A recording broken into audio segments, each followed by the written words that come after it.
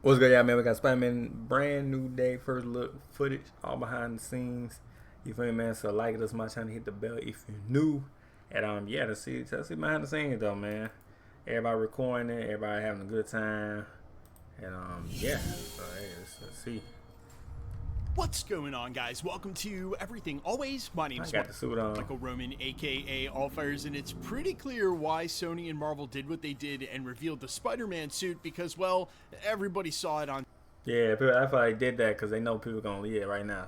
They recording it. Set over the last couple of days. In fact, it seems like Marvel Studios and Sony almost did this for the fans. They filmed a bunch of stuff outside that industry insiders were pretty worried people were going to get a bunch of spoilers for. But look, there's everybody lined up. They know exactly where they're filming. They're even out there meeting fans. So I think personally, this was more of a PR thing to kick off Spider-Man than it was being worried about spoilers. That said, spoiler warning, we've got some behind the scenes footage we're going to talk about in this video, courtesy of the YouTube channel Unbox PhD. There's a link down in the description. Oh, I see that. Yeah, shout out. Okay. There's also a ton of new details about the villains, what's going on with the film. If you guys don't want to see this stuff, I totally get it. Here's just Tom Holland in mask greeting fans. No spoilers here. But if you don't want to see this stuff, totally understand. Now would be the time to back out. Otherwise, we're going to be covering all the behind the scenes footage posted today. Quick reminder to hit that sub button and leave a comment down below. That will automatically enter you for our ongoing PS5 giveaways. If you want, stick around at the end of the video. We get into all the giveaway stuff again there. Now again, spoiler warning,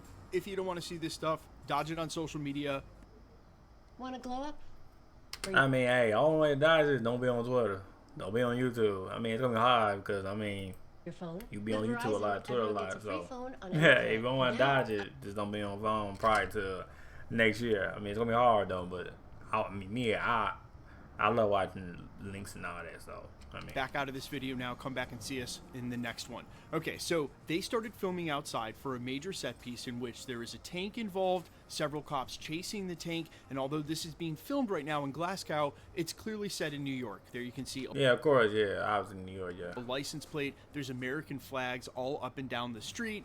So it's definitely set in New York City. It's not Spider-Man Abroad. They already did that in Spider-Man Far From Home. And although it's not included in this footage, it's that tank that had the red sort of Oni mask or skull with the two horns spray painted on the side, which had everybody pointing to the inner demons and thusly Mr. Negative. Now in this next clip, we can clearly see the tank in action. That's a tank with the spray paint again on the side. And while there were rumors saying that Punisher would drive this tank, I was not aware that industry insider Daniel RPK actually indicated that Punisher might drive this tank in New York City as well. And so I'm wondering if this isn't an initial action sequence where the Punisher and Spider-Man find themselves on opposite sides. The Punisher's trying to do good by hijacking this tank and take out the inner demons, but Spider-Man thinks he's supposed to be stopping the Punisher and the tank itself. Because obviously here in this very next clip, we see Spider-Man getting ready to do a stunt on top of this tank. We'll get this from a different angle as well. That rig is... Yeah, they keep saying Punisher. I'm like...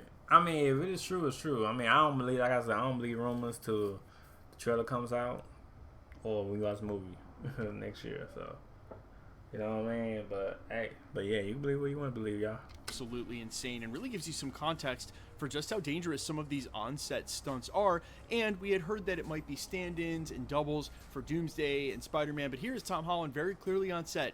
And Spider-Man 4 is still doing his own stunts, and it's awesome to see. And in this last clip, you'll get to see a different angle of that. It's absolutely huge rig to get him landing on top of the tank. Again, that may or may not be driven by Punisher at this point in the film, but as a recent synopsis has said, or basically in an official article from Hollywood Reporter, even though the Hulk, Punisher, and Spider-Man, and fingers crossed, Daredevil, will end up teaming up in this film, at some point, like a normal Marvel movie, they're all going to end up fighting each other. Now, we had already confirmed several villains for this film, and again, in that Hollywood Reporter article that confirmed Mark Ruffalo was coming back, and the quick synopsis of them all fighting each other also confirmed Michael Mando's Scorpion, but we already knew that from an earlier conference in the year where Marvel and Sony unveiled merchandise for the upcoming Spider-Man 4, ran sort of what you could call a sizzle reel, but officially revealed the return of villains like Scorpion and Tarantula. Well, industry insider Daniel RPK took to posting to Twitter the other day with some more Rogues Gallery Spider-Man villains we can go ahead and add to the list,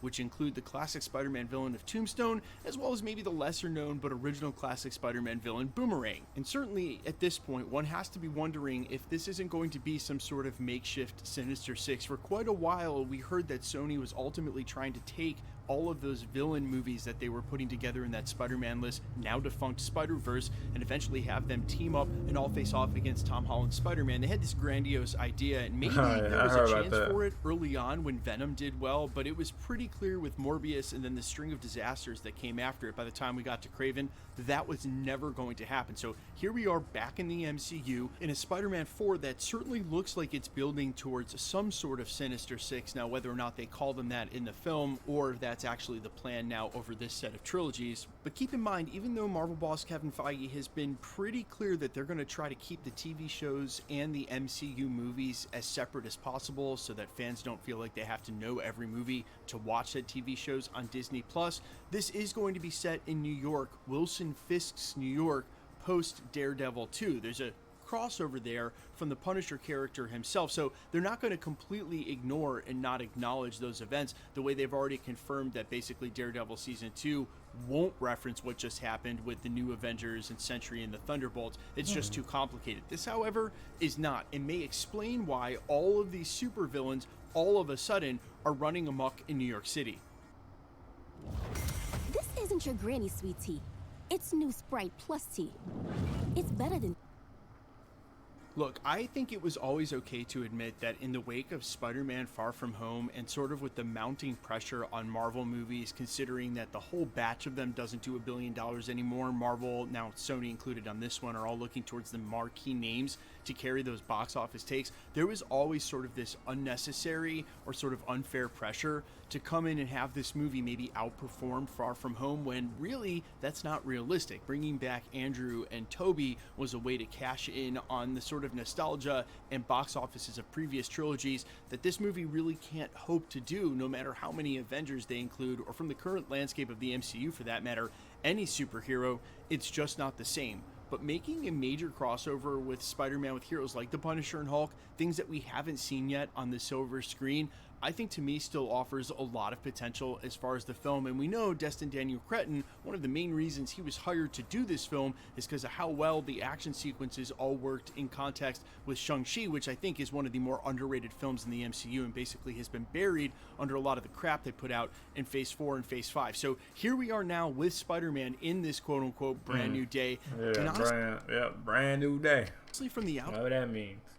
Outside looking in, maybe it's just being optimistic with Sony when I shouldn't be, but it looks like they're doing what we want them to do, giving us the type of film that we would want to see, not just serving up a bland go nowhere Spider-Man 4, which right now Marvel and Sony both really can't afford to do, especially considering that even if it's just at the end, we'll get a little more lead in to Avengers Doomsday. But you guys let me know all your thoughts down below. I don't see a world where Spider-Man 4 doesn't do $1 billion. It's Spider-Man. They've already put a lot into this. People love Tom Holland, but I mean, you can tell the fans go crazy.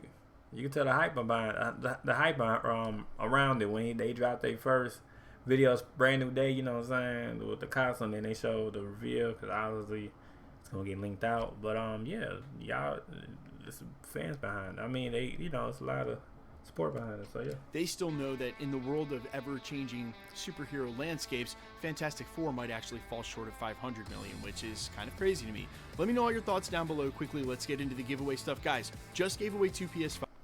Yeah, man, like it does somebody trying to hit that bell if y'all new. Let me know what y'all think, man. Let me know comment below.